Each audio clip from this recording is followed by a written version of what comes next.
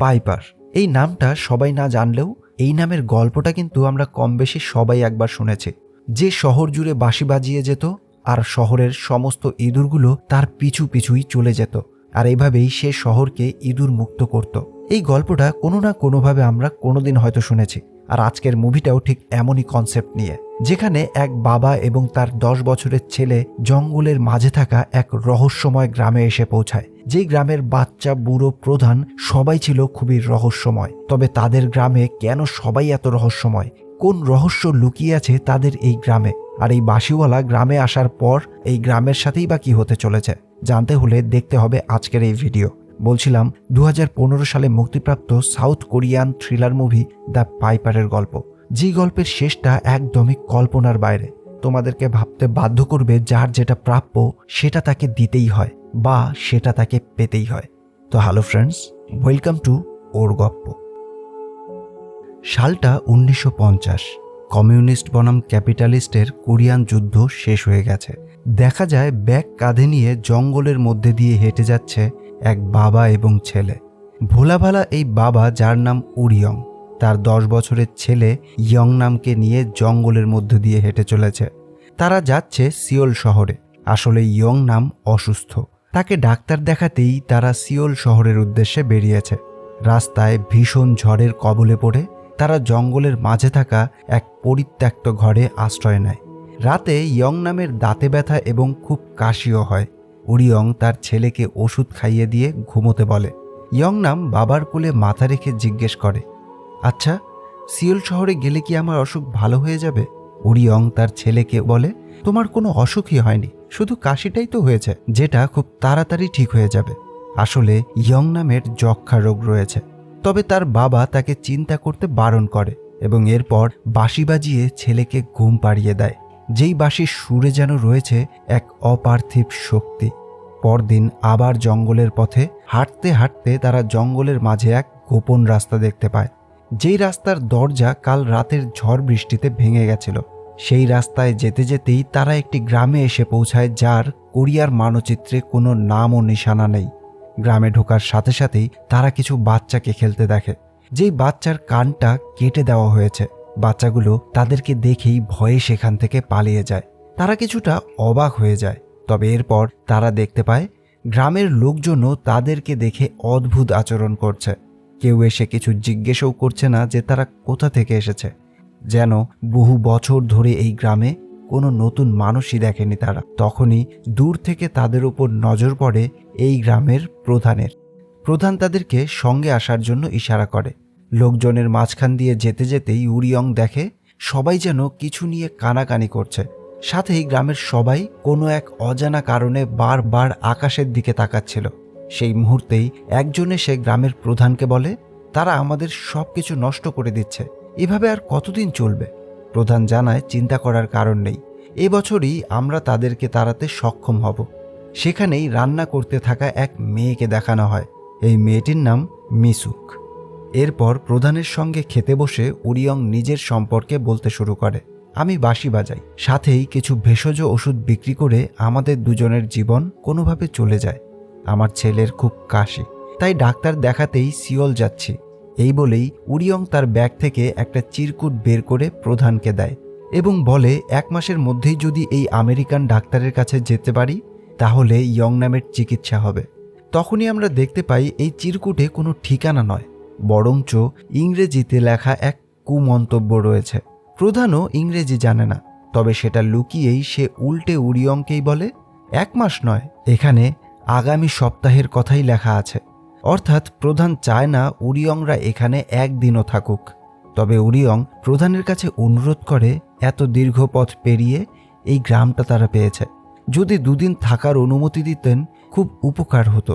এরপরেই প্রধানকে তামাক খেতে দেখে সে তাকে 1 বাক্স বিদেশি সিগারেট উপহার দেয়। খুশি হয়ে প্রধান তাকে আরও 1 রাত থাকার অনুমতি দেয়। এখন গ্রামে এক ছোট বাচ্চার নামকরণ হচ্ছে। তখনই ইয়ং নামের নজর যায় বাচ্চাটির কাটা কানের দিকে, যা দেখে সে একটু অবাকই হচ্ছিল। এদিকে এই খুশির অনুষ্ঠানে উরিয়ং বাঁশি বাজিয়ে লোকজনকে আনন্দ দেওয়ার চেষ্টা করছে, কিন্তু লোকজনের মুখ তখনও খুব গম্ভীর। এদিকে মিসুক সবার জন্য ডিম ভাজছিল।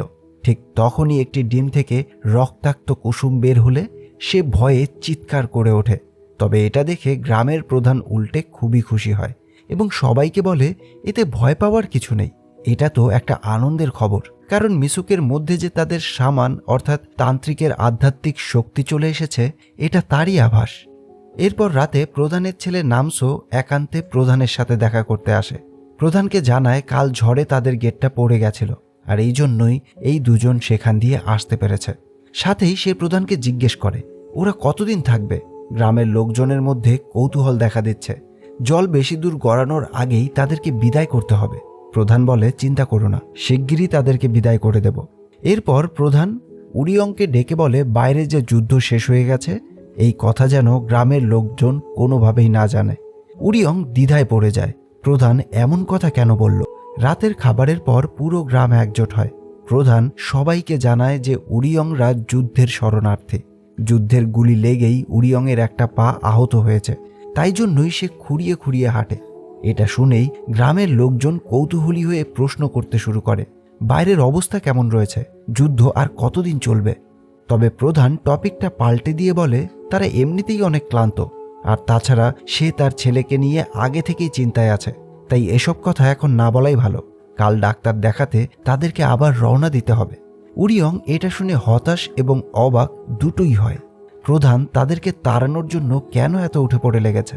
ঠিক সেই সময়ই ভিড়ের মধ্যে থেকে একজন বলে ওঠে, ওরা আমাদের খুব কষ্ট দিচ্ছে, আপনি বলেছিলেন কিছু করবেন, কিন্তু এতদিন হয়ে গেল, এখন তো তারা শস্য ঘরেও ঢুকে পড়েছে। প্রধান বলে, যদি আমার ওপর তোমাদের ভরসা নাই থাকে তাহলে তোমরাই চেষ্টা করো তাদেরকে তাড়ানোর।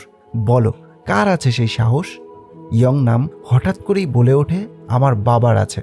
উরিয়ং তার ছেলের মুখটা চেপে ধরে, কিন্তু উরিয়ং বুঝতে পারে তারা কাদের কথা বলছে। আর এরপরেই সে জিজ্ঞেস করে, যদি ভুল না করে থাকি আপনারা কি ইঁদুরের জন্য বিরক্ত। গ্রামবাসীরা হ্যাঁ করতেই সে হেসে ফেলে। প্রধানের ছেলে মাঝখানে বলে ওঠে, ওদের সাধারণ ইঁদুর ভাবার চেষ্টা করো না, তাদের আমরা সমস্ত রকম বিষ দিয়ে মারার চেষ্টা করেছি। তবে উরিয়ং বলে, আমি চেষ্টা করে দেখতে পারি।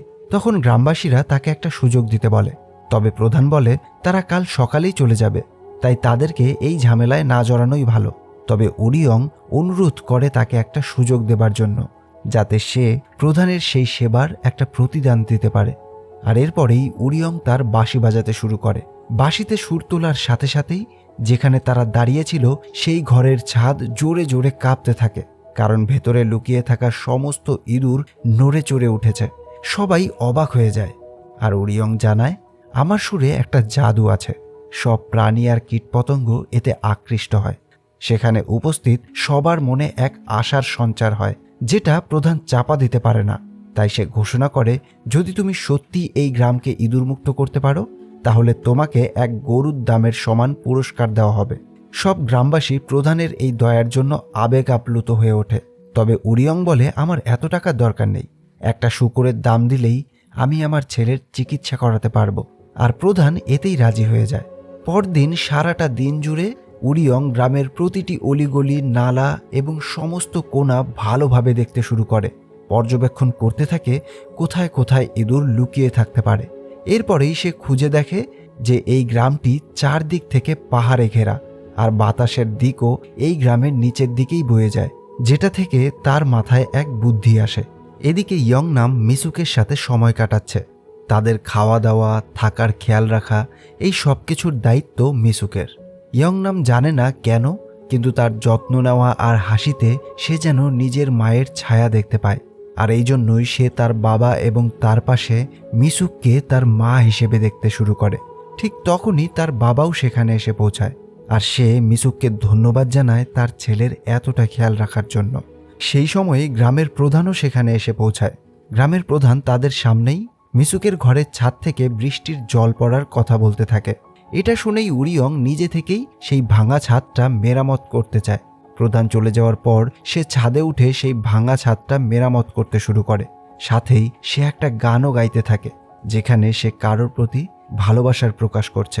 আসলে উরিয়ংও প্রথম দেখাতেই মিসুককে পছন্দ করে ফেলেছিল। এদিকে ছাদের উপর বসে উরিয়ং দেখে প্রধানের ছেলে বাড়ির পেছনে লুকিয়ে লুকিয়ে ইঁদুরদের কাঁচা মাংস খাওয়াচ্ছে, যেভাবে পোষ্য প্রাণীদের খাবার দেওয়া হয়। যেটা দেখে উরিয়ং কিছুটা অবাক হয়ে যায়। আর এই জন্যই সন্ধ্যায় খাবারের সময় সরল সোজা উরিয়ং প্রধানকে এই সব কিছু বলে দিয়ে জিজ্ঞেস করে, আজ আমি যা দেখেছি সেটা কি? কিছুক্ষণ চুপ থেকে প্রধান বলে, নামসো এটা আমার কথাতেই করে, আর এর পেছনে অনেক বড় গল্প আছে। সেই বিশেষ দিনের পর থেকে ইঁদুরগুলো খুবই হিংস্র হয়ে ওঠে। সমস্ত চেষ্টা করেও ইঁদুরের সংখ্যা কমানো যায়নি। এতটাই হিংস্র হয়ে ওঠে যে তারা বিড়ালের মাংস খেতে শুরু করে, এমনকি তারা গ্রামের বাচ্চাদেরকেও খেতে শুরু করে। যার জন্যই গ্রামের বাচ্চাদেরকে বাঁচাতে এই ইঁদুরগুলোকে বিড়াল মেরে তাদের মাংস খাওয়ানো হয়। তখন উরিয়ং প্রধানের কাছে জিজ্ঞেস করে, আপনি বললেন সেই বিশেষ দিনের পর থেকে, ওই বিশেষ দিনটা কি ছিল? প্রধান তখন সেই সমস্ত গল্প বলে। এক সময় ওই যুদ্ধের সৈন্যরা এই গ্রামের খুব কাছাকাছি চলে এসেছিল, এই জন্যই আমরা সবাই গ্রাম ছেড়ে চলে গিয়েছিলাম। পেছনে রয়ে গেছিল গ্রামের এক তান্ত্রিক আর কয়েকজন কুষ্ঠরোগী, যারা আমাদের সঙ্গে যেতে রাজি হয়নি। যখন জানতে পারি যে সেনারা আমাদের গ্রামে পৌঁছতে পারেনি, আমরা আবার গ্রামে ফিরে এসেছি। এসে দেখেছি পেছনে ফেলে যাওয়া সেই কুষ্ঠরোগীদের সবাই ইঁদুরদের খাবার হয়ে গেছে, আর সেই থেকেই এই ইঁদুরদের মাংসের নেশা লেগে গেছে। তাদের নিয়ন্ত্রণে রাখতেই আমাদের পশুর মাংস তাদেরকে খাওয়াতে হয়। শুনতে অদ্ভুত লাগলেও এটা যে কারো গায়ে কাটা দিতে পারে। উরিয়ংয়ের আরও বেশি মনে হতে লাগলো এই গ্রামের তার সাহায্য খুবই দরকার। পরদিন থেকেই সে তার ছেলের সাহায্যে জোর কদমে কাজ শুরু করে। তারা সমস্ত জঙ্গল ঘুরে বিভিন্ন ধরনের জিনিস জোগাড় করতে থাকে। সন্ধ্যায় সবাইকে জড়ো করে নিজের পরিকল্পনা বোঝায়। তারা জঙ্গল থেকে জোগাড় করা সেই সমস্ত জিনিসকে গুঁড়ো করে নিয়েছে, আর তাতে দুই ধরনের গুঁড়ো আছে। একটি রয়েছে সাদা গুঁড়ো এবং অপরটি হলুদ। সাদা গুঁড়োটির কোনো দুর্গন্ধ নেই, আর এটা মানুষের শরীরে কোনো ক্ষতিও করে না। তবে এটা নাকে গেলে একটু নেশা লাগতে পারে, তাই সবাই নাক মুখ কাপড় দিয়ে ঢেকে রাখবে। কিন্তু ইঁদুরদের এই গন্ধটা একদমই পছন্দ নয়, তাই তারা এই গন্ধ থেকে দূরে পালাতে থাকে। অপর হলুদ গুঁড়োটি হলো খুবই দুর্গন্ধযুক্ত, কিন্তু এই গন্ধটা ইঁদুরদের খুবই পছন্দ। প্রথমে সে উঁচু পাহাড়ে গিয়ে আগুন জ্বালিয়ে সেই সাদা গুঁড়োটা আগুনে দেবে, যার ধোঁয়া বাতাসের সঙ্গে নিচের গ্রামে এসে নামবে। ফলে ইঁদুরেরা এই গন্ধ সহ্য করতে না পেরে তাদের ঘর থেকে বেরিয়ে আসবে।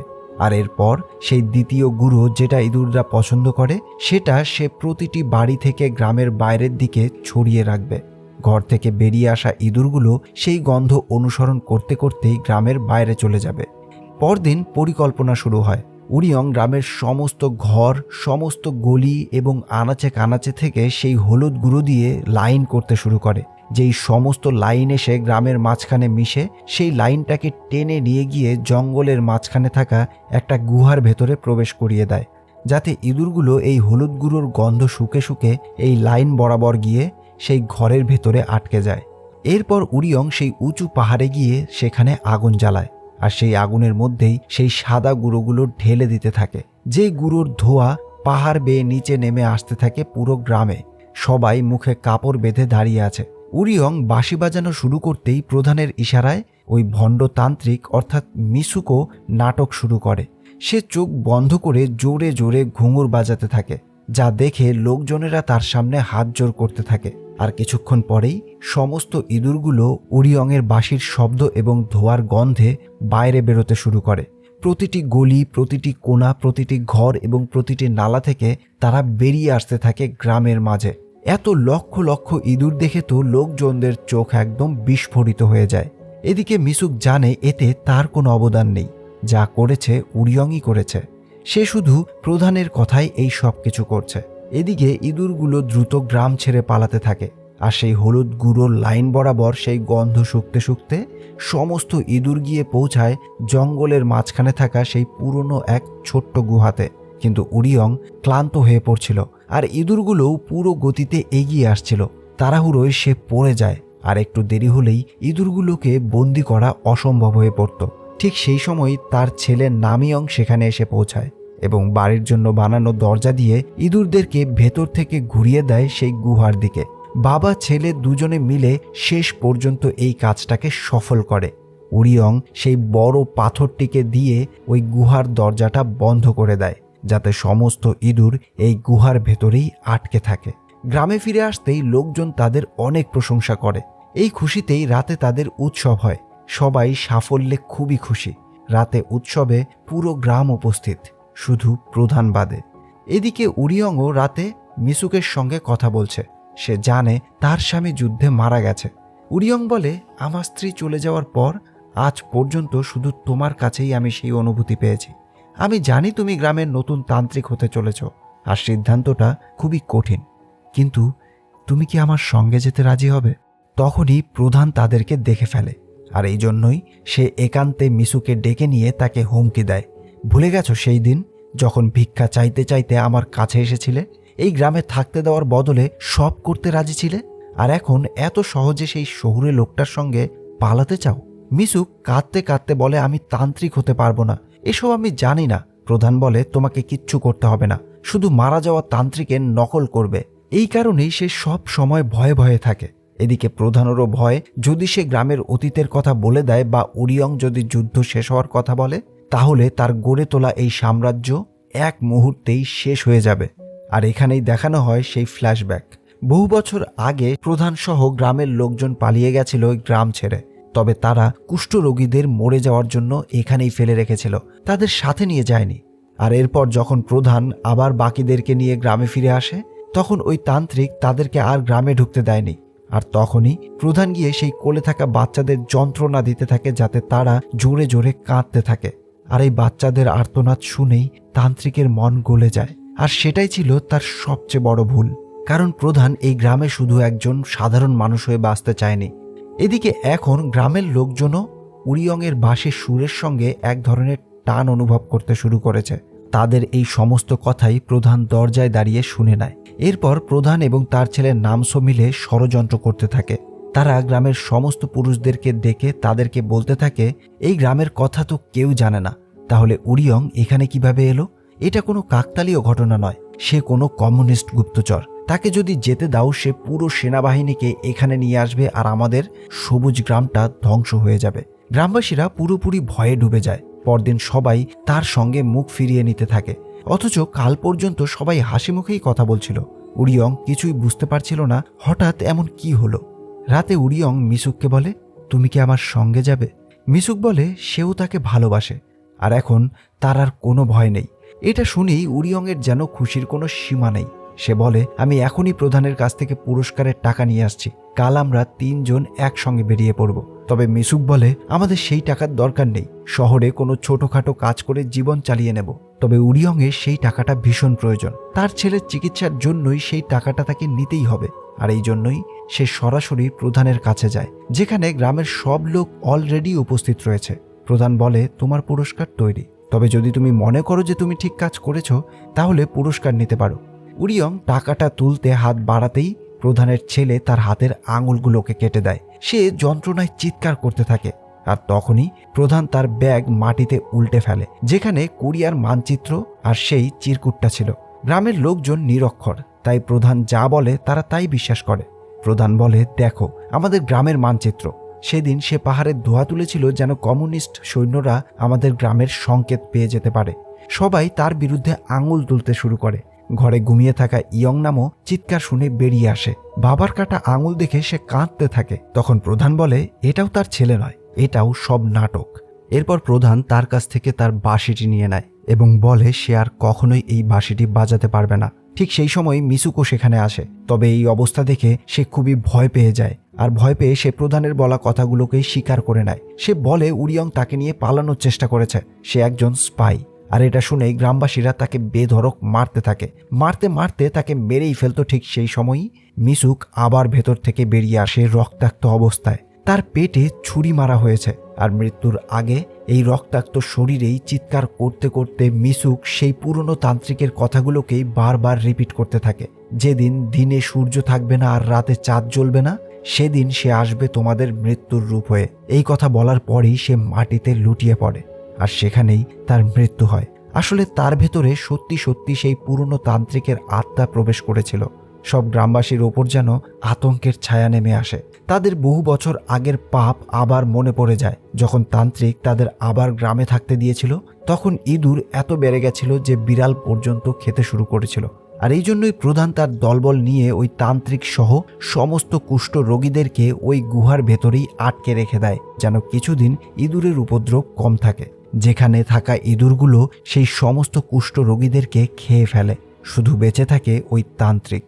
কিছুদিন পর আবার তান্ত্রিককে বের করে আনে। প্রধান তাকে বলে, তুমি চাইলে আবার আগের মতো করেই বেঁচে থাকতে পারো, আমি তোমার জন্য সমস্ত সুযোগ সুবিধা করে দেব। তবে ওই তান্ত্রিক প্রধানের মতো এমন অপরাধী মানুষের কথা কোনোভাবেই শুনতে রাজি নয়। এরপর ওই তান্ত্রিক তাকে অভিশাপ দেয়, যেদিন দিনের আকাশে সূর্য এবং রাতের আকাশে চাঁদ থাকবে না, সেদিন তোমাদের মৃত্যু তোমাদের সামনে এসে দাঁড়াবে, যে তোমাদের এই অপরাধের সমস্ত শাস্তি হিসেব করে বুঝিয়ে দেবে। প্রধানের কথায় রাজি না হয় প্রধানের আদেশে তার লোকজন ওই তান্ত্রিককে আগুনে পুড়িয়ে মেরে ফেলে। মরার সময় তান্ত্রিক পুরো গ্রামকে অভিশাপ দিয়েছিল, তোমাদের সন্তানরা অন্ধকারে হারিয়ে যাবে। আর এই জন্যই সে পুরো গ্রামবাসীকে কোনোদিনও জানায়নি যে বাইরের যুদ্ধ শেষ হয়ে গেছে, কারণ সে চায়নি এই গ্রাম থেকে এই প্রধানের করা সমস্ত অপরাধের কথা বাইরে গিয়ে সবাইকে বলে দিক। মিসুকের কারণে প্রধানের পরিকল্পনা নষ্ট হয়ে যায়। এখন সে চাইলেও আর উরিয়ংকে মারতে পারবে না, তাই সে তাকে খাবার দিয়ে এখান থেকে অনেক দূরে চলে যেতে বলে, আর কখনো যেন সে এখানে ফিরে না আসে। উরিয়ং তার ছেলেকে নিয়ে চুপচাপ সেখান থেকে চলে যায়। জঙ্গলের পথে হাঁটতে হাঁটতে এবং প্রচুর রক্তক্ষরণের ফলে উরিয়ং খুবই ক্লান্ত হয়ে পড়েছে, তাই জঙ্গলের মধ্যেই সে এক গাছের গোড়ায় বসে রেস্ট নিতে চায়। এদিকে ইয়ংনামও প্রচুর ক্ষুধার্ত ছিল। সে যখন প্রধানের দেওয়া ওই খাবারটা খেতেই যাবে, তখনই তার মনে পড়ে তার বাবার ওই বাঁশিটা প্রধানের বাড়িতেই রয়েছে। তাই সে দৌড়ে চুপচাপ চলে যায় প্রধানের বাড়িতে ওই বাঁশিটা আনতে। লুকিয়ে লুকিয়ে সেই বাঁশিটা নিয়ে ফিরতে থাকে তার বাবার কাছে। এদিকে উরিয়ংয়ের জ্ঞান ফিরলে সে দেখতে পায় প্রধানের দেওয়া ওই খাবারটা খেয়েই একটা কাঠবিড়ালি পাশেই মারা গেছে, যেটা দেখে সে একদমই চমকে যায়। আসলে প্রধান এতটা নিকৃষ্ট মানুষ ছিল যে এই বাবা এবং তার ছেলের খাবারের মধ্যে সে বিষ মিশিয়ে রেখেছিল। এটা ভেবেই উরিয়ং দৌড়ে তার ছেলের কাছে আসতে থাকে। এদিকে দেখা যায় ক্ষুধার তাড়নায় ইয়ংনাম সেই প্রধানের দেওয়া খাবারটাই খাচ্ছে এবং খাবার খাওয়ার কিছুক্ষণের মধ্যেই তার রক্ত বমি হতে শুরু করে। সাথে সাথেই সে ওই মাটিতে লুটিয়ে পড়ে। এদিকে উরিয়ং তার ছেলেকে খুঁজতে খুঁজতে শেষ পর্যন্ত যখন ছেলের কাছে এসে পৌঁছায়, দেখতে পায় তার ছেলে তার শেষ নিঃশ্বাস ত্যাগ করছে। সে যেন দেখতে পাচ্ছে তার ছেলে তাকে ছেড়ে কিভাবে ধীরে ধীরে তার থেকে চিরতরে হারিয়ে যাচ্ছে। উরিয়ং কান্নায় ফেটে পড়ে, আর এরপর সে তার ছেলের দেহটাকে নিয়ে চলে আসে ওই পাহাড়ে। সে ঠিক করে সে এই গ্রামকে এমন শাস্তি দেবে যা এই গ্রামবাসী কোনোদিন কল্পনাও করতে পারেনি।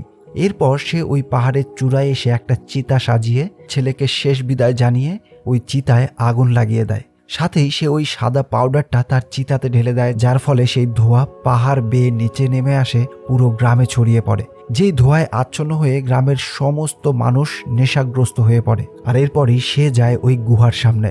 গুহার সামন থেকে সেই বড় পাথরটিকে সে সরিয়ে দেয়। ঠিক সেই সময়ই আকাশে কালো মেঘ চাঁদটাকে যেন ঢেকে দেয়, ঠিক তেমনটাই যেমনটা ওই শামান অভিশাপ দিয়েছিল।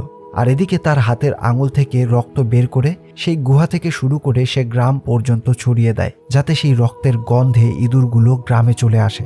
আর এরপরই সে বাঁশি বাজিয়ে বাজিয়ে সমস্ত ইঁদুরকে নিয়ে আসে, সারা গ্রামে ছড়িয়ে দেয়। গ্রামের সমস্ত মানুষদেরকে এক এক করে সেই ইঁদুরগুলো খেয়ে ফেলতে শুরু করে। আর এরপরেই সেই ইঁদুর যায় প্রধানের ছেলে নামসোর কাছে, আর নামসোকেও নৃশংসভাবে মেরে তার সমস্ত মাংস খেয়ে নেয় এই ইঁদুর। এরপরেই প্রধানের ঘুম ভাঙে। প্রধান বাইরে এসে দেখতে পায় তার গ্রামের সব জায়গায় এই ইঁদুরগুলো ছড়িয়ে পড়েছে। ঠিক সেই সময়ই প্রধানের সামনে এসে দাঁড়ায় উরিয়ং। উরিয়ং প্রধানকে বলে, তুমি এতটাই নিকৃষ্ট যে আমার 10 বছরের একটা বাচ্চা ছেলেকে বিষ খাইয়ে মেরে দিলে। এই বলেই সে বাঁশি বাজাতে শুরু করে আর ইঁদুরগুলো প্রধানের পিছু নেয়। প্রধান অনেক প্রাণপণে পালানোর চেষ্টা করতে থাকে, তবে তার সমস্ত পালানোর পথ বন্ধ হয়ে গেছে। সেই সমস্ত ইঁদুর তার উপর হামলা করে। প্রধান সাহায্যের জন্য চিৎকার করতে থাকে, তবে তাকে সাহায্য করার মতো গ্রামে তখন আর কেউ নেই। আর এভাবেই এই প্রধানের নৃশংসভাবে মৃত্যু হয়। পরদিন সকাল হতেই দেখা যায় গ্রামে শুধুমাত্র বাচ্চাগুলোই বেঁচে রয়েছে। ঠিক সেই সময়ই উরিয়ং সেখানে আসে, আর সে বাঁশি বাজালে সেই বাঁশির আওয়াজে মুগ্ধ হয়ে বাচ্চারা তার পিছু পিছু হাঁটতে থাকে। উরিয়ং তাদেরকে জঙ্গলের মাঝপথ দিয়ে নিয়ে গিয়ে সেই গুহাতেই নিয়ে যায় যেখানে ইঁদুরগুলোকে বন্দি করে রাখা ছিল। আর এরপর বাচ্চাগুলোকে এক এক করে সেই গুহার ভেতর ঢুকিয়ে দিয়ে সেই গুহার দরজাটা সে চিরতরে বন্ধ করে দেয়। যে দৃশ্যটা গায়ে কাটা দেওয়ার মতো, যেটা দেখলে খুব ভালোভাবেই বোঝা যায় এই বাচ্চাদের সাথে ঠিক সেটাই হতে চলেছে যেমনটা ওই কুষ্ঠ রোগীদের সাথে হয়েছিল। আর সবশেষে দেখানো হয় উরিয়ংকে, যে তার প্রতিশোধ নেওয়ার পর সোজা আমাদের দিকেই তাকিয়ে রয়েছে, যেন আমাদেরকে কিছু বলতে চাচ্ছে। তবে সে আমাদের কি বলতে চাচ্ছে সেটা তোমরা কমেন্টে জানিও। তো ফ্রেন্ডস, এই ছিল আজকের গল্প। গল্পটি কেমন লাগলো তো অবশ্যই জানিও। ভালো লাগলে লাইক, কমেন্ট আর শেয়ার করে দিও। দেখা হবে পরের গল্পে। Till then, keep loving, by.